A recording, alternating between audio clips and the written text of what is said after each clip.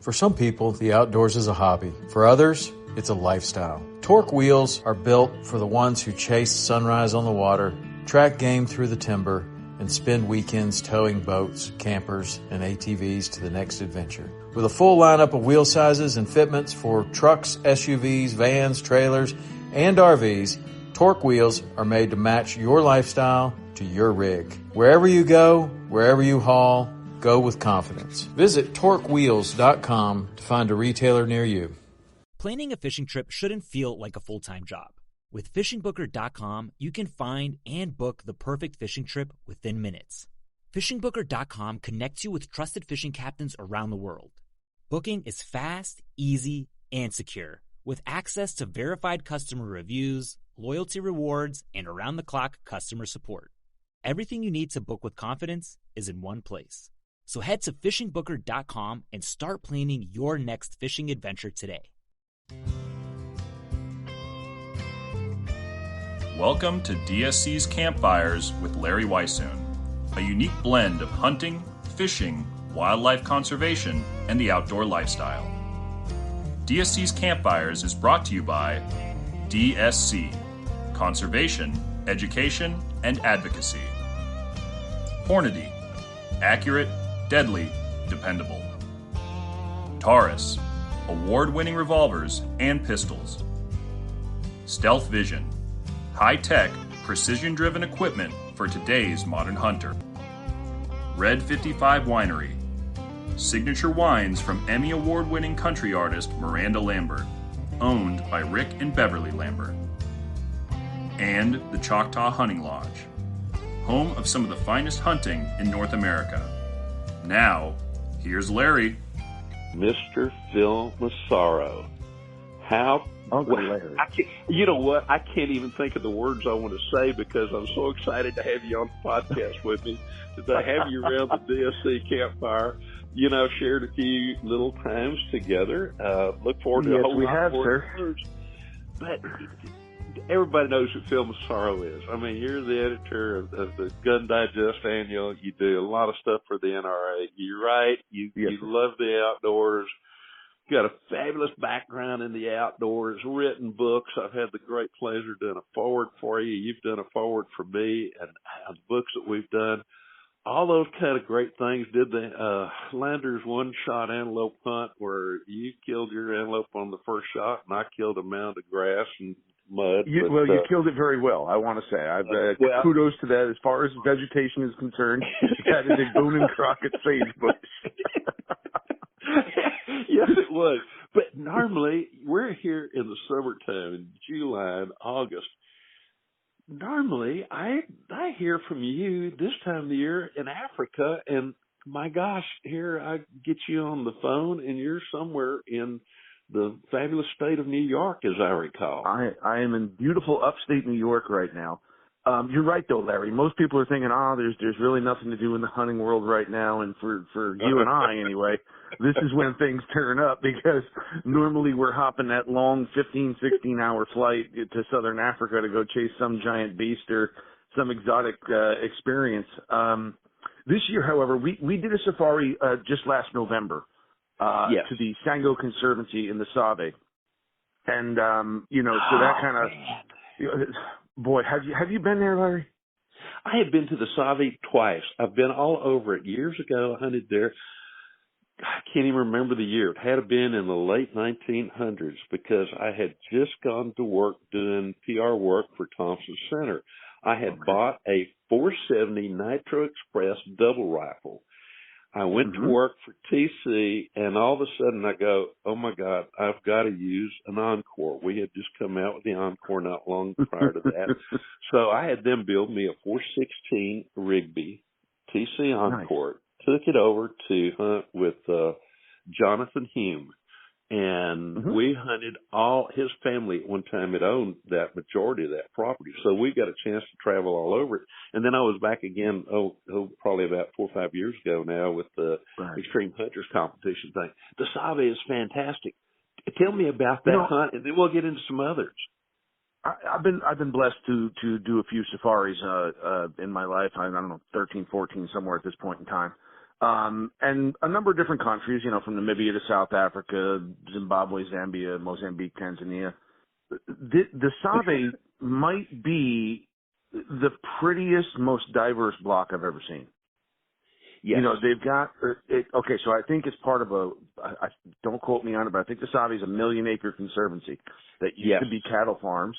It's got an outside perimeter fence, but at 1 million acres, I mean, hey, it's got rhino, both black and white. We saw the painted dogs. We saw bateleur eagles.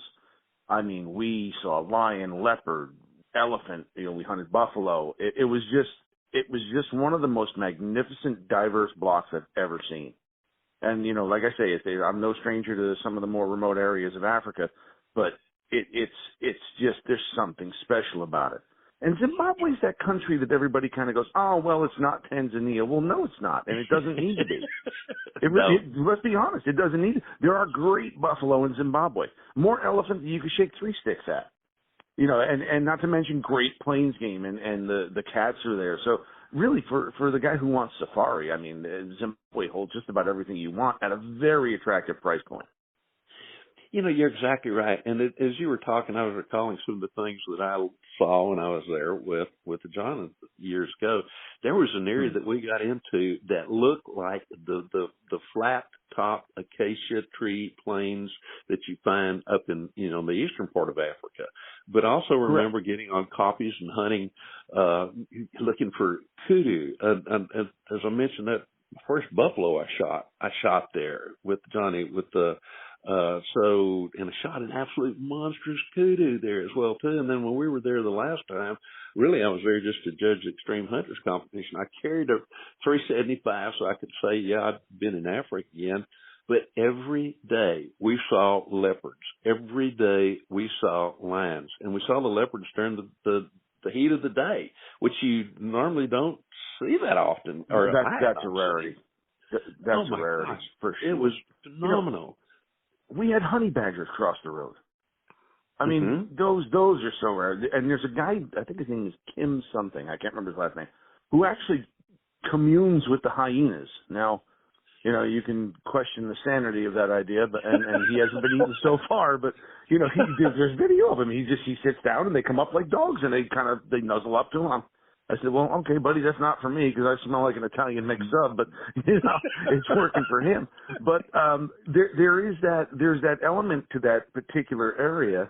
I mean, elephant. We saw herds of well over 100 elephant. I shot a bull and a cow buffalo. This was a hunt with Griffin and Howe, one of America's more prestigious. Yeah, right. So they've got a new rifle out called the Criterion, which is essentially a granite mountain arms, although they're using a proprietary action now because of availability. Double square bridge Mauser, deck to the nines. When they told me the price of the gun we were hunting with for the article, 70,000, Larry. You put 70,000. Are you crazy? Do you realize I'm Sicilian? I'll melt this thing. But no, the gun was in 404 Jeff.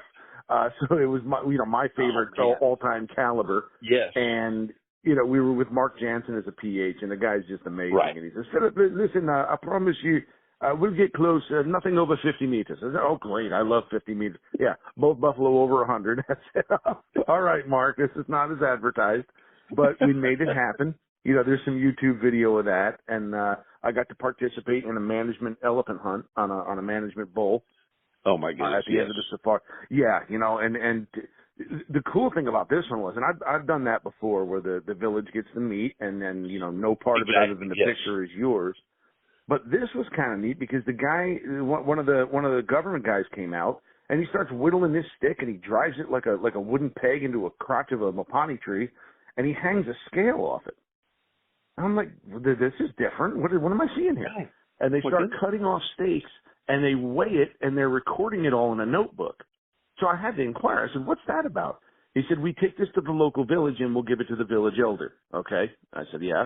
He goes, when we tell them that we've delivered 96 kilos of elephant meat, if the villagers don't receive 96 kilos of elephant meat, we know he's skimming off the top.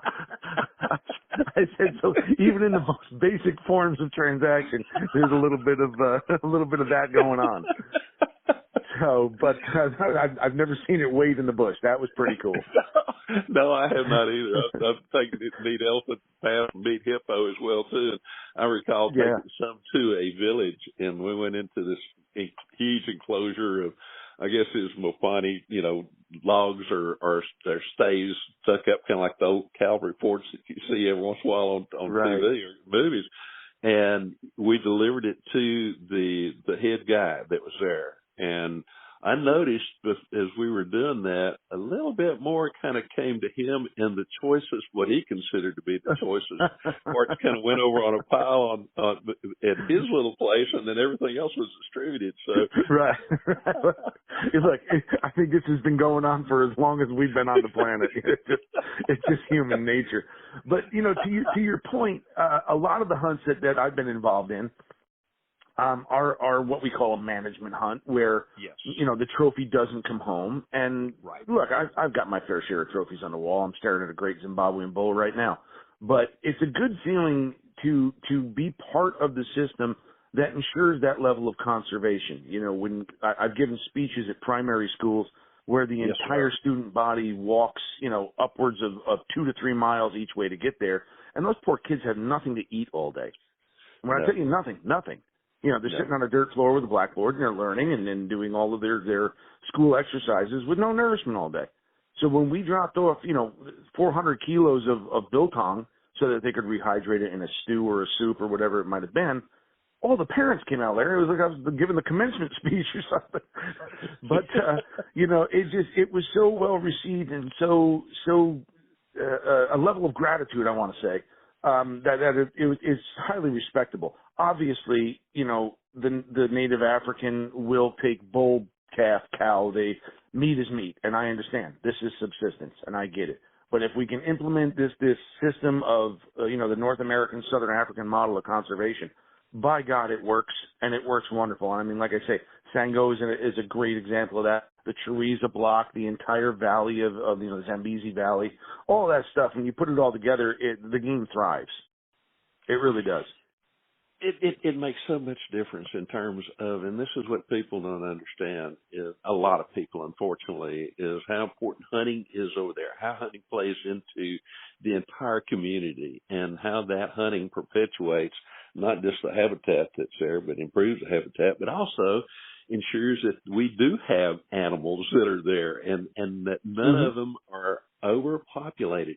I've been able to go into some of the national parks in Botswana a few years ago, a little while after they shut down the elephant hunting. And this area in the past I had known because of people had been into it, and they told me about the great variety of wildlife that you saw, the number of birds, the number of plains game, the number of little critters.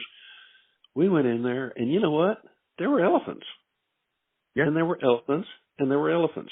There was no plains game. The habitat looked like it ought to be a moonscape almost, with a bunch of empty tree trunks and a few other standing trees left.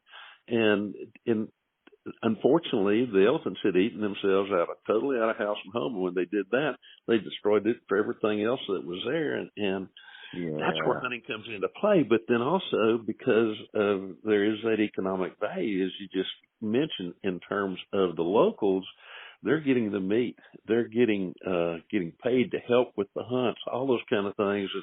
When that happens, everything benefits, from the people onto the animals to the land itself. And the natives aren't taxing the game population so hard that there is none. Exactly. And here's the bottom line, and without being, I don't want to sound too down, but the anti-hunters, the big deal is not that we're killing the animals. If a cull team from the government went in and did it, that's fine, because that needs to be done. We know this. They don't want us to enjoy it, and we enjoy it. I do. I enjoy hunting. I don't want to kill every last little fuzzy thing with baby brown eyes.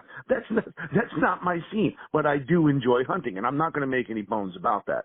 So whether a government does it, and for example, this management elephant bull that we did in Sango, what they tried to do is to turn the experience of taking an elephant, while still needing to take the same numbers, over to a visiting sportsman, rather than do this as a military operation where they herd them into a fence and execute them, which is what has to happen. When you have too many elephant, certain amount of elephant have to go. Now, that means it's killing something is never pretty, and that's not what we're entirely about. No, but as hunters, I'm not going to make any bones about. I do enjoy hunting, but I want to make the wise conservation and use of it. And if anybody doesn't like the fact that I enjoy hunting, well, tough, whatever. You know, that's the way the world goes. A few more comments. There's conservation and there's preservation. Conservation is a wise use of. It promotes life. Preservation kills. And it does. And that's kind of what happened there. We'll come back to this another time. And I love this conversation because being a wildlife biologist, having an opportunity to spend time in Africa and a bunch of other places around the world, I've seen why conservation involves hunting, and again, it comes down to the wise use where everything benefits. But with your what took you to Africa? And I'm not talking about the plane, but what took you to Africa the very first time that you went? Why did you want to go? What was the fascination? Okay. Well, I again, a kid of very little means from upstate New York, and our frozen tundra 3-week deer season was the highlight of my world. Okay. So hunting involved, here's your 30-30, sit your ass on this stump, don't move until you freeze to death, and hope to God a buck comes by. Well, Larry, since I was a little kid, you know, our deer season opened up on a Monday, and I'd have tears in my eyes when they forced me on the school bus because my uncle, my dad, my grandfather were all going hunting in this giant ritualistic thing, and the last place in the world I wanted to be was a school. So, Amen. You know, that was all we had. About 1986 or 7, we started getting, you know, a pretty populous turkey concentration here, and started to try to get my dad to hunt with me in the spring. You don't hunt in the spring, you hunt in the fall. Right. Okay. Well, there's a spring season. Well, we're not doing, you know, who are these people? Killed them. They're different. So that's, you know, the bottom line being, I would do just about anything I could if it involved hunting. I was nuts for the sport. I loved practicing with guns. I like the you know, the beauty of a quality firearm. I also appreciated the affordability of a mass-produced firearm. But it was, I could tell you the exact moment, and Hollywood is to blame. A girlfriend and I in 1996 were going to the movies, and of course there was some romantic comedy with feelings and all of that shit. We're going to go see that. I said, okay. Well, we walked into the movie theater, and I was about to buy popcorn and figure out how I was going to mentally escape for the next hour and 45 minutes when I saw the poster for The Ghost in the Darkness. And she went, what? Yes. Because I had a look on my face. I said, okay, honey, I don't know what you're going to go see, but I know where I'm going. It's in theater too. You find me right there, slack-jawed, drooling in this bucket of popcorn. And it was that movie that really had me, just from the word go. There was something about, you know, the foreign land, the concept of these animals that we had no ability to even see other than a zoo. You know, and there was the Lion King and all that stuff, which is really cool. But, you know, the first thing a kid wants to see is, where's the lion, Mom? You know? Yes. Well, so zoos were the thing, but it was that movie that planted the seed. And, you know, my dad and I had, later on, we in about year 2000, 2001, we had booked a caribou hunt in Quebec, when you could still do that hunt. It was a late season hunt and colder than... Great hunt. It was a meat hunt. So most of the big bulls had dropped their horns or antlers. And, you know, but that was like, wow, we got out of New York. This is crazy. So the next thing I wanted to do, I had my heart set on a moose hunt in Alaska. And you know, the only rifle I owned at the time was a .308 Winchester, which would work for a moose, but at the time it didn't work for deer. I've shot them with that. Yes, sir. Sure. But obviously as a kid, you know, I need something bigger for a moose. So I went to the gun shop looking for a .338. Guy didn't have one, but he had a Model 70 and .375, and I just plunked my money down, Larry. I don't know why. I just said, this is cool. Then I priced out a moose hunt in Alaska, and I said, boy, that's not going to work. I guess you only need one kidney, right? Anyway, even at that time, it was above my means. But a buddy of mine said, look, why don't you go to Africa? And I'm like, oh, you can't go to Africa? There's like doctors do that stuff. And I priced out a plains game hunt in South Africa, and in 2004, that was it, man. It was over. And I'll be brutally honest with you. Most of the rest of the world has been ruined for me from Africa. It is. I had this conversation with a young lady at Griffin and Howe. We did a safari presentation the other night, and she was actually the sister-in-law of the PH I was with, and she's on the pro team and what have you. So the young lady's been around the block a bit, and she goes, I got to do a croc and some plains game in Zimbabwe. I said, let me ask you a question. Did it reel you in? She goes, yeah. Kind of like, yeah.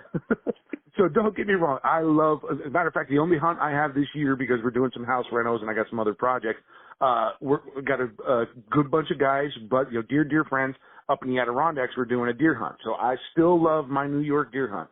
But when I daydream, I'm in Africa, buddy. I want to hear those doves, and I want to feel the beetles screaming in the morning, and I want to hear the monkeys barking, and what have you. That my heart lies there. I don't know how else to say it. You're right. I get tickled because very often I'll run into somebody who says, man, I think I'm going to go to Africa. I said, I'll look at them and I visit with them a little bit. I said, no, wait a minute. You think you're going to go to Africa and you're going to get it out of your system. I said, it didn't work that way. I said, I will make you a promise that by the time you board that plane coming home, you're going to go, oh my God, I can sell this. I can work extra hours here. I can do it so I can go back next year, And it's like saying I want to try making love to a woman just once. It doesn't work. It's the first draw off the crack. It's the first draw off the crack plate for me. I mean, I was an addict immediately. Look, I mean, I'm not going to make any bones about it. There's a tattoo of Africa with a Cape Buffalo on my arm. That's how much I'm into it. So, again, I don't mind. If you want to sit with a bow and hunt deer and that's your passion, or you like ducks or woodcock or, it's all great. I don't care what means you use or what animal you hunt. I'm pro hunting. You want to hunt earthworms or bull butterflies? Amen. Get at it. Amen. But for me, if they told me I was terminal and I had one left, it's one more Cape Buffalo hunt. And oh my God, there is. You're right. There is something about. I've been very fortunate. I've hunted several African countries, including up where you can't even go anymore in Benin and Burkina Faso, and I've never hunted. I've hunted Uganda, and that's as far northeast as I've gotten. And that was a fantastic. That's on my bucket list. But oh my God, you need to go. That was out of this world. I hunted Nile buffalo in an area, hunted, and I shot the 76 old Dugga bull that I looked at. It was absolutely phenomenal. I mean, I'm serious as a heart attack. Sitatunga was out of this world. I mean, oh my God, all the other stuff, it was just, but the buffalo hunting was just beside itself. Got to hunt Macaramojo a little bit and all that kind of good stuff. But you're right. And the buffalo is something, I've been to Africa many times, fell in love with Namibia years ago and went back. Yeah. I've hunted every portion of that country that you can hunt. Shot elephant, buffalo, shot my leopard there, all kinds of plains game and everything in between. But if I had the opportunity, and I'm looking for the opportunity now again to go back to Africa, it will be for Cape buffalo. That is something that I've told people the worst thing that can happen when you go on a Cape buffalo hunt is that you kill a Cape buffalo. And they go, what are you talking about? I said, well, once you kill a Cape buffalo, it's over with. And you're going to be in the doldrums. I mean, there'll be a 60-inch kudu standing out there, and you go, yeah, that's a nice kudu. When are we going to come up? Where's that scrum cap bull we saw? Larry, the other thing about that damned continent, as I will say, is that there's such a wonderful and diverse collection of literature dating back to the late 19th century, through the golden era with Roosevelt and up into Hemingway and Ruark, that you can plan a safari and see some of those wonderfully historic sites. Now, that is the other thing that hooked me. I'm a surveyor by trade. So history is my thing. I'm always retracing boundaries, and we have a colonial state here in New York, and our history is rich and diverse back to 1609. So we've got deeds that are, the monetary unit was Dutch guilders at the time, and it dates back that far, and there's all of that kind of thing. So when I can unequivocally crack a book, for example, Peter Capstick's Death in the Long Grass, right? One of all of our favorites. And Peter, rest his soul, he was this, he wasn't that, and there's all that conjecture, but he was one hell of a writer, and he kept safari alive at one of the darkest eras in its history. But when you open up that first section on the lion, and it talks about Peter Hankin in North Mwangwa National Park when the lioness comes to the tent and kills him, I spent my honeymoon in the block where his gravestone is. And we went and we cleaned it up, and we took pictures. But this kind of thing. When I hunted in Mozambique in Marumeu with Mark Haldane in Kutada 11, the giant butchery was Harry Manner's butchery, where he killed buffalo for leather belts and to feed the sugar plantation workers in exchange to hunt elephant. And you're touching history. It's just that simple. So, that aspect of it, like I say, it's a treble hook in the mouth for me. It is. There's a shiny thing on the top of the water. Don't eat that. Oh, I'm going to eat that. Look how delicious it looks. You mentioned Peter Capstick halfway. I had the opportunity years ago. It seemed like when we go to NRA show, I've been in this business a long time, obviously, but for some reason, Peter and I always ended up staying at the same hotel. And I had breakfast with that gentleman numerous times. He, a lot of times, did not do a whole lot of talking in the morning. He's under the weather. but he was dressed to the hilt. I mean, you talk about, with an ascot and a sports coat, and when everybody else was wearing jeans and the sport, whatever sports shirt you had or shirt that you had, kind of thing. He would show up there at breakfast, and the first time he sat across from me in another table, and I sat there for a long time. I said, I've got to go introduce myself. So got to know him a little bit, and then several times we were at the same shows, and with particularly, he used to come to the Dallas Far Club show years ago as well too, and so I'd visit with him there. But what an great individual. And then his wife, oh my God, she is just a doll as far as I'm concerned. And I've heard she's just a lady. So so now you understand, having met Capstick, being quote unquote one of your heroes, how I feel at age 54, hanging out with you at the Lander One Shot, drinking with Craig Boddington on a warship at the Rigby anniversary. I'm like, what am I doing here? How did I get on this thing? But I'm not asking that question out loud, so I keep getting invited. But the fact of the matter is, to your point, he might not have been everything he purported to be, and there's, he's shooting up with linoleum tiled helmets and all this other stuff to go follow leopard. Whether or not he was full of beans is a different story, but man, that guy could turn a tail, couldn't he?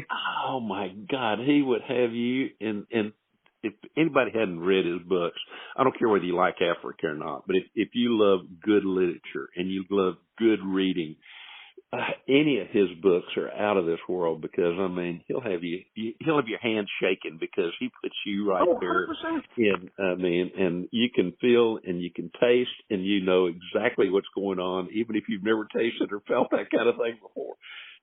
One of my favorite sentences in all the African literature. Somebody asked, what's your favorite?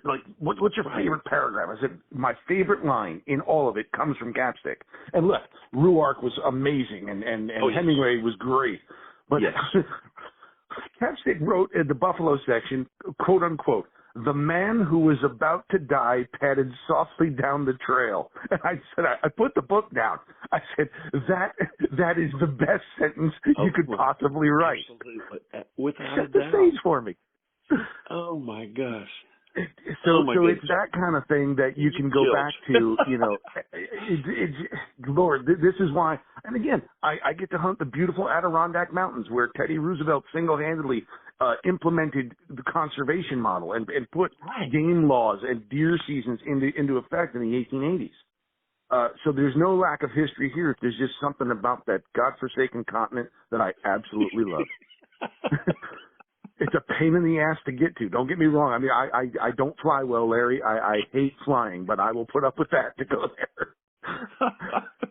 I'm laughing because I'm one of those that does not sleep on a plane. I don't even now. No. And No. I got tickled years ago. I was in San Antonio. I was checking in a gun at customs, get ready to go to Africa, and I ran into an anesthesiologist friend of mine, and he goes, "What, you going to Africa?" I said, "Oh, we talked about it a little bit." He said, "Hey, when you leave here, come by the office." He said, "I'll give you a couple of pills." He said, "You get on that plane."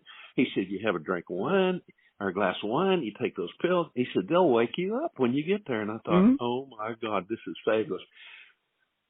It had the absolute opposite effect on me.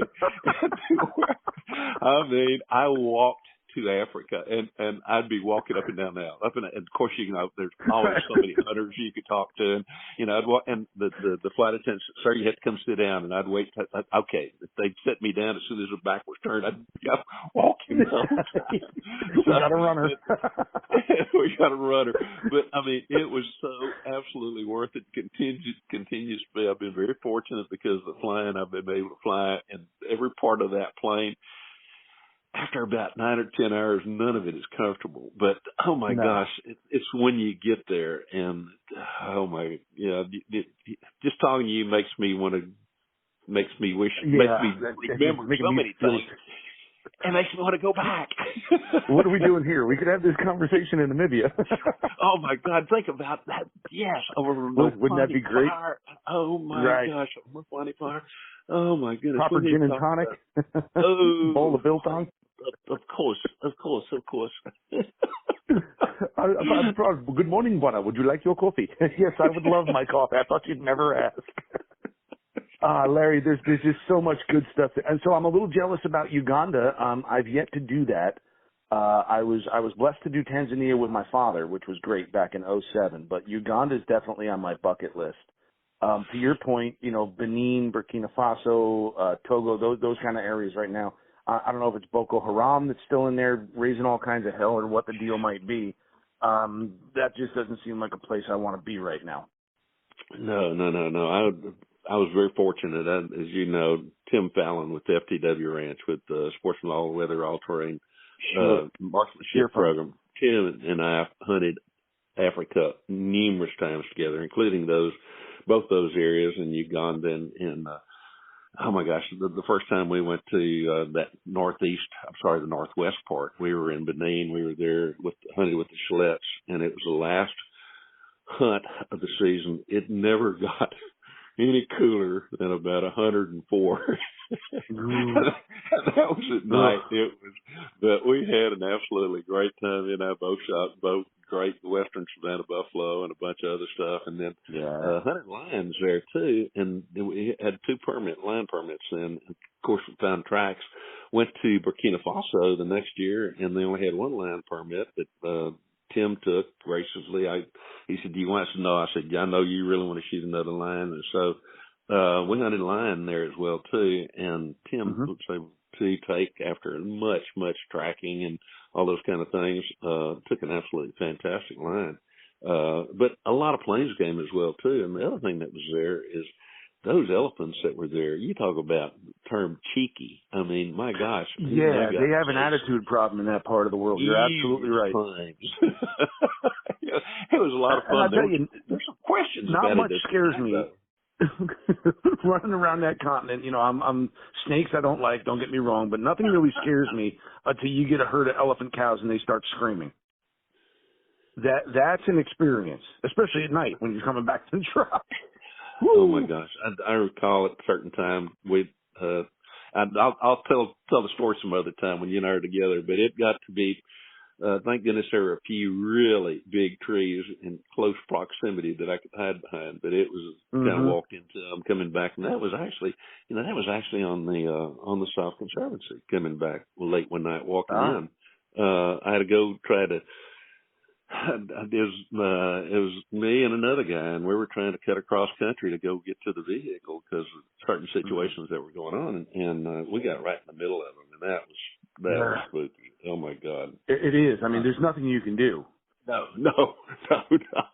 there was nothing that we could do in that situation. Luckily, they messed around there for a little bit and then finally did leave. But I've been chased a time or two by a tuskless cow, and Lordy, again brings back so many good, almost scary memories, kind of thing. I've never had a buffalo charge. I'm knocking wood here. I've never had a buffalo charge me. I've had them try.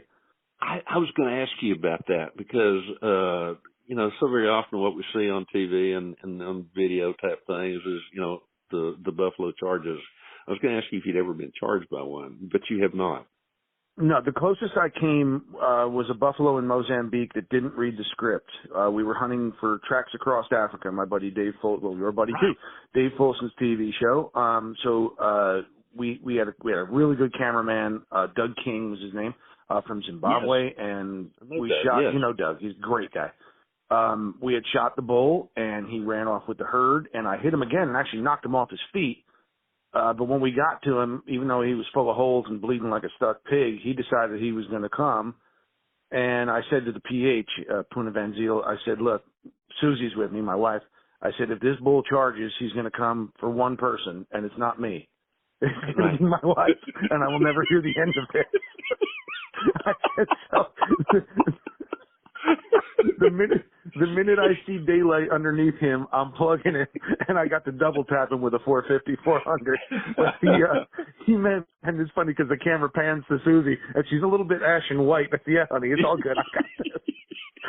I just knew, Larry. I said, this is it. This is all. But no, and again, I'll knock wood once again. I've been in some situations with elephant, with buffalo, even with hippo that we caught out of the water, just in the wrong situation while chasing a puku or a bush buck. And I've never been charged. But, to people's effect, not every buffalo is bulletproof that you've got to hit them 40 times with a howitzer. I've got a couple of one-shot kills, and I've got one that took 7. So, my advice is, unlike, so many people that pride themselves with a one-shot deer kill, that's great. I get it. You can do it. It happens. I don't want to do that with buffalo because those are the guys that end up coming home in a mayonnaise jar. It's the dead ones that kill you, as they say, As they say. And you know what? I like to shoot. I really do. If that animal is standing up particularly, it really, you know what? It doesn't make a lot of difference whether it's whitetail deer or wild hog or buffalo or anything else. I will put another bullet into them, and people will go, aren't you concerned about the meat? Man, I'd rather ruin a half a pound of meat or a pound of meat than lose an entire animal, and those kind of things can happen. But to mirror what you said on the buffalo, I've killed them with one shot, and then walked up and put another shot, breaking the spinal cord behind the neck or, in the shoulder or through the heart or something like that, which to me is the appropriate thing to do. But I've also had them to where I shot one 9 times, and thankfully he was always going the opposite direction. And when I shot him, and I was with, in that instance, I was with a PH whose name was Dougie Stevenson. Dougie's been around for years and years and years. And he was the one that showed me the bone that's in the buffalo's heart, which is kind of like 2 wafers. And when adrenaline kicks in, that's what keeps that heart pumping, even though it's got holes in it. So they're very unique. Buffalo are in the mammal world, and that they do have the only bones actually in the heart. And so but again, I've never been charged by buffalo. We've gotten into some herds that I felt very uncomfortable about, but never had the problem. But where you stand there, you don't want to blink, you don't want to breathe. And I'll tell you, the cows will kill you just as soon as the bulls. Oh my gosh, yes. And the times that we were in situations, it was cows with calves, and that really concerned me probably more so than if it had been a herd of Duggar bulls or something. But I'd deal with 2 or 3 Duggar boys rather than a cow herd, especially with little ones, in a heartbeat. Oh my God, absolutely. We were in Choriza. Here's real quick story for you.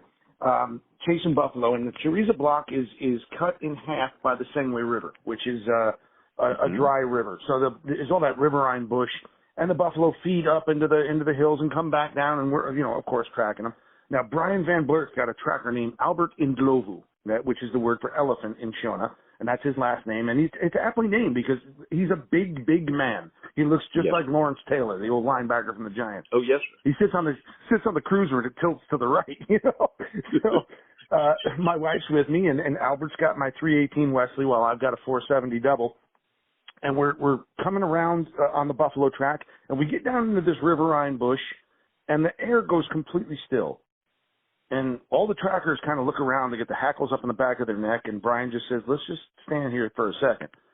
And we're all in the middle, and my wife's behind Albert, and, you know, the next thing you know, the wind swirls, the back of my bald head feels that breeze so well. And what happened was the herd had split in half, Larry, and laid down. We walked right in the middle and stopped. And when the wind swirled like a covey of bobwhites, buffalo got up everywhere. Oh, my gosh.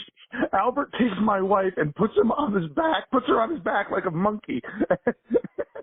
And we had to defend ourselves. It was just one of the craziest situations. She looks at me, she goes, what are we doing? We're having fun, honey. Aren't we? Yeah. Oh, so like I say, I liken a buffalo to a whitetail that can kill you. They've got fantastic sense of smell, of hearing, of sight. I mean, you get your watch shines, they're gone. They know they're being hunted. And they like to work the wind perfectly because they're always being, you know, harassed by lions. Wherever there's buffalo, you got lions. Absolutely. I've hunted them where there were not a lot of lions and where there were a lot of lions. And in those areas where there were a lot of lions, you talk about super wary, super aware of everything going on around them. And the slightest little bad sound, the slightest smell, the slightest sight, they're gone. They're gone. Well, it's the difference between life and death in that particular situation. Absolutely. And I've had a couple of situations where we be tracking buffalo and all of a sudden they start running and you see the lion track come in from the side. It's like, aha, well, we're not the only ones hunting these buffalo. Yes. Exactly. Hey, you mentioned a round a while ago that I've used it a little bit in Africa on hippo and some things like that. I've used it a fair amount here in North America as well too. That's a 450-400. How do you like that round? It's a great round. As a matter of fact, it might be for a visiting sportsman with a double rifle. It might be the perfect double rifle cartridge for buffalo. Is it good for elephant? It's wonderful for elephant. I won't say wonderful. There are better choices. I prefer a 470 or something a bit bigger for an elephant. But Lord, they've done a lot of elephant culling with both a 375 or hunting even with a 375 and a 450-400. And I would rather have a guy who can accurately shoot his 450-400 with a 400 grain bullet than a guy who's afraid of his 450 nitro or 470. So, you know, the gun is lighter, and trust me, a heavy gun in Africa, you'll feel it.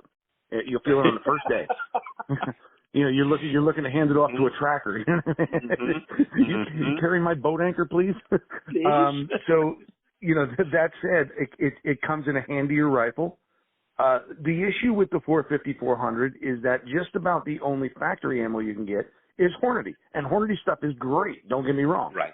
But you know, I always want to hand Steve Hornady a bottle of vitamins at the show. You know, please don't go anywhere. We need you. You know, keep that ammo coming. So to that point, you know, you can get a 450-400 in the Ruger #1, which is a great affordable rifle if you want that experience on the cheap. I have 3 of them. Okay, there you go. So for me, I chose the 470 when I ordered my Heim rifle. Chris Sells and I sat down, and he said, well, what do you want? And I said, I'd like a 475 #2 Jeffrey, please.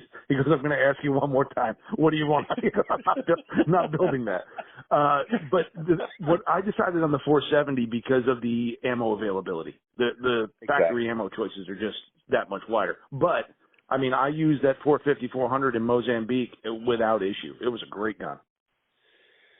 Yeah, I've shot, like I said, plains game. The biggest thing I've shot with it, I hunted hippo on land there in Namibia, and it did not let me down. I've used it a bunch here in North America on black bear, and I love hunting deer with it, to be honest with you, because you show up in camp with that number 1, and that I've got one of them's got just absolutely gorgeous wood on it of the 3 that I had. Oh, nice. And all of them shoot very accurately, and they go, what's that? And you start pulling out and it's not an overly huge cartridge compared to some of the others, but compared to what most people think of as a whitetail deer round, I pull it out. Better than a 30-30.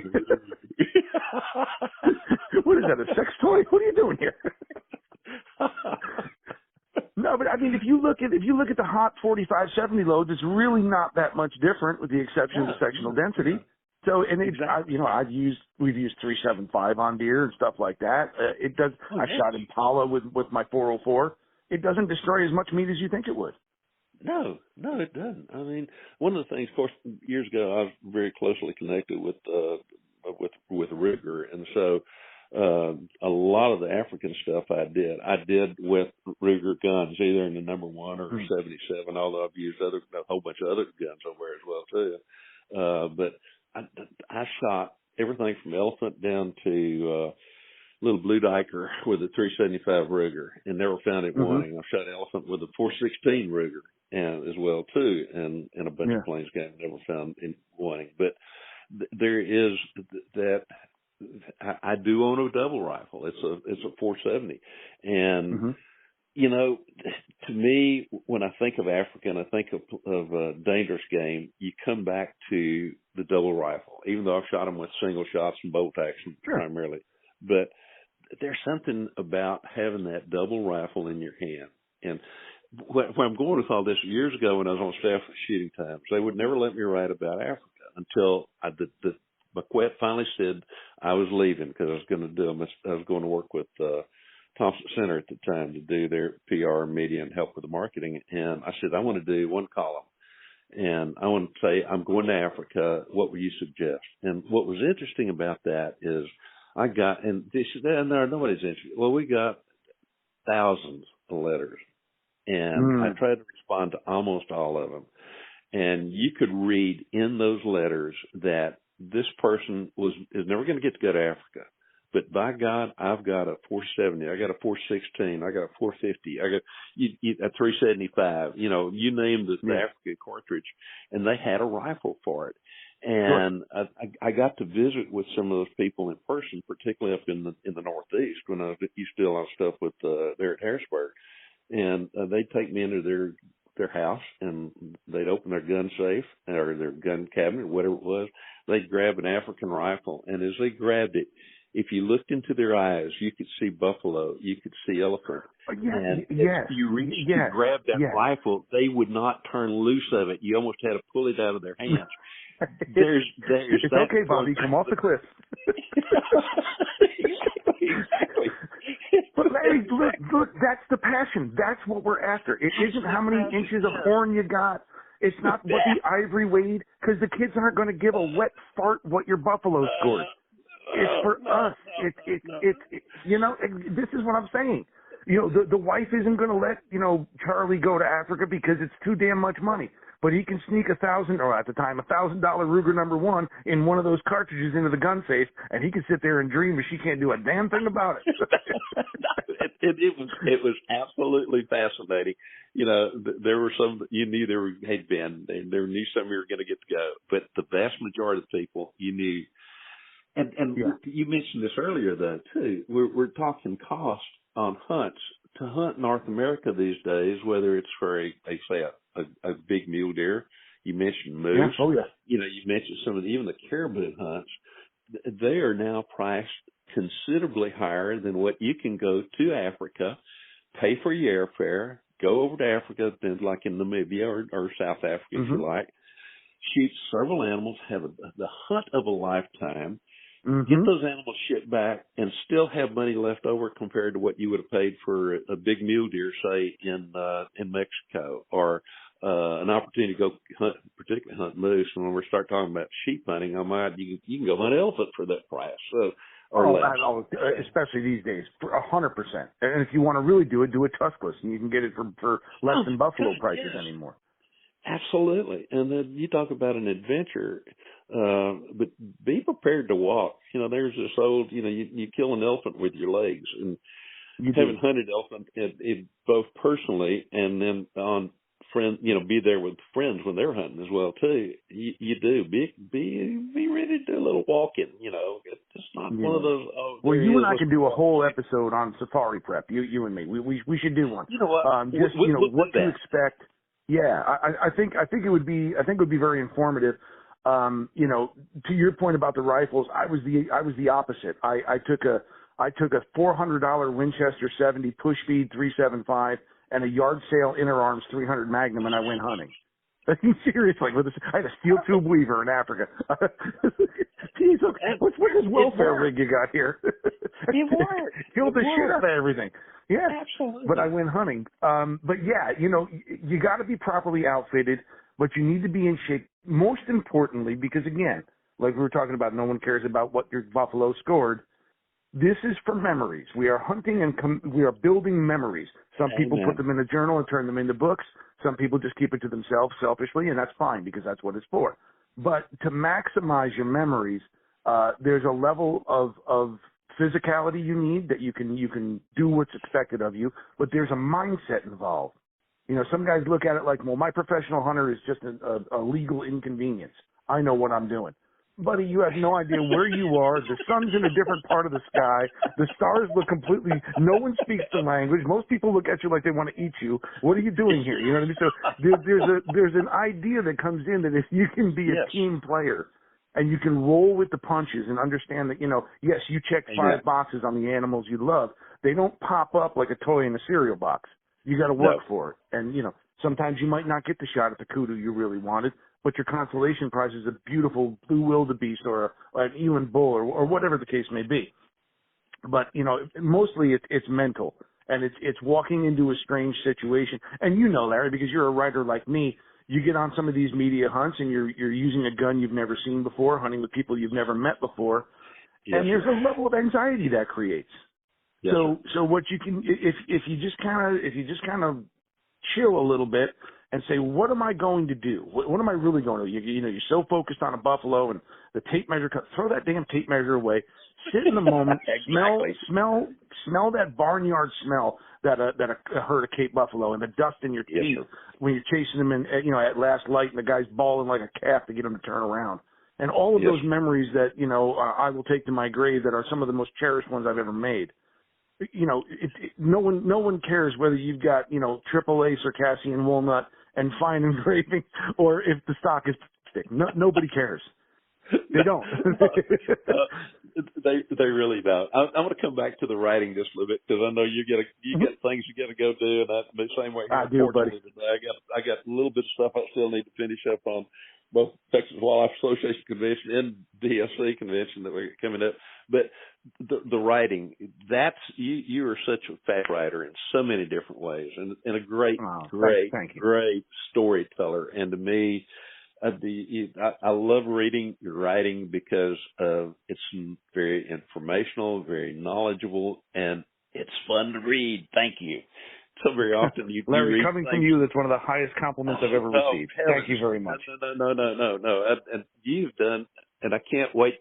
I try to stay up with you as much as I can, but you're a very prolific writer, and it's hard to read everything that you put out. So I will not say that I read everything, but I read as much as I very possibly can get my hands on that you do. Let's talk very briefly and quickly before we get off of this thing. And I promise you, Mr. Massaro, I want you on again and again and again and again guaranteed. and again. We'll do this again. Yes, for sure. Let's talk very quickly about books. And I know I mentioned that you are the editor of the Gun Digest Annual, which is phenomenal. I'm very proud to be so. That's been in publication since 1944. In that period of time, John T. Amber, was one of the great writers. He was the longest editor. But I am in the history of the book since 44. There have been 7 editors, and you're on the phone with number 7. So I am honored to have that title. To be on the phone with you. Well, I'm honored to have you in the book. Dear Lord, this is your Larry Weishuhn. So the fact of the matter is,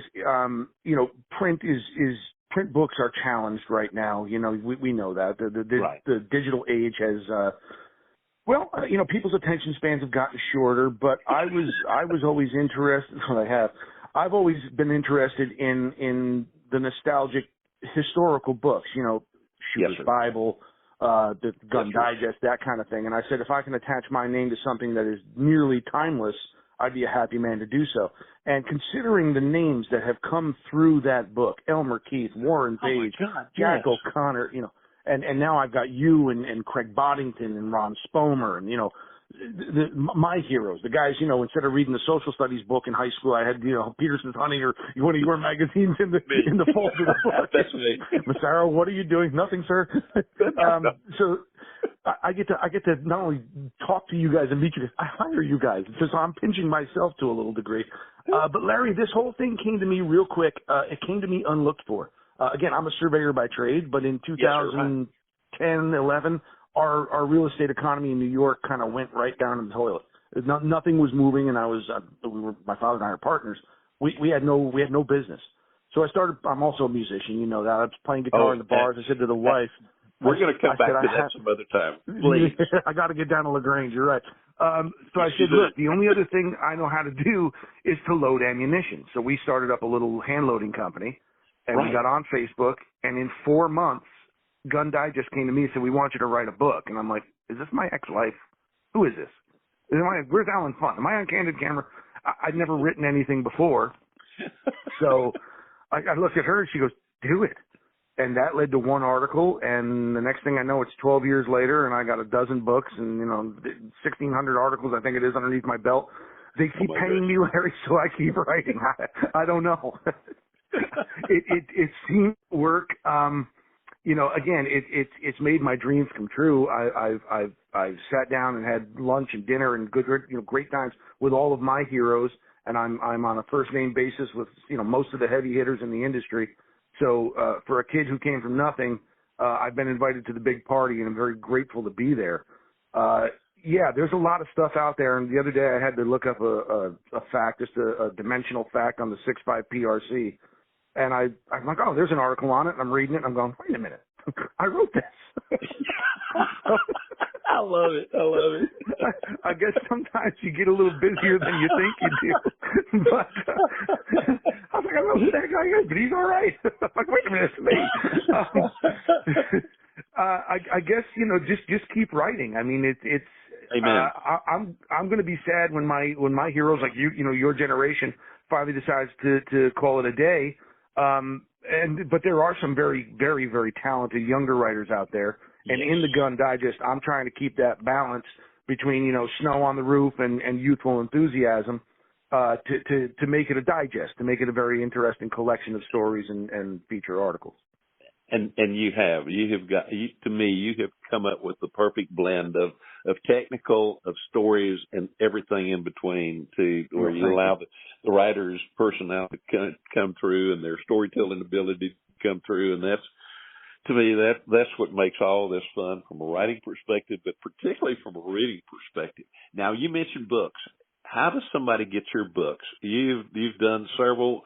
We'll try to make some show notes here and list several of those in the show notes as well too. Okay. How do they get in touch with you, or how do beyond Gun Digest? Well, you know, you do stuff for NRA and all that other kind of thing too, which is out of this world. Most of the books I've done are available at the Gun Digest store, so it's gundigeststore.com, and that includes the Big Book of Ballistics.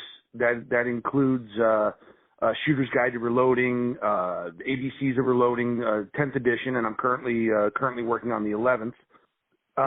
There's a couple other books. We did a trapping book that you were involved with, I believe, my dad and I, which is through Skyhorse Publishing. That's called Trapping 101. And there's a little book that was put out through Safari Press that ended up, the company got sold when Ludo sold out, called The Perfect Shot for Dinosaurs. Which if you can, I was hoping you were going to mention it because you weren't. If you can, Larry, when I was about 15 years old, my father looked at me because again I'm surveying partners with him, and I'm a little snot-nosed kid. He goes, "Son, if you could ever turn bullshit into money, you're going to be okay." I handed him the book. I said, "Hey, Pop, I did it. I did it. Here it is.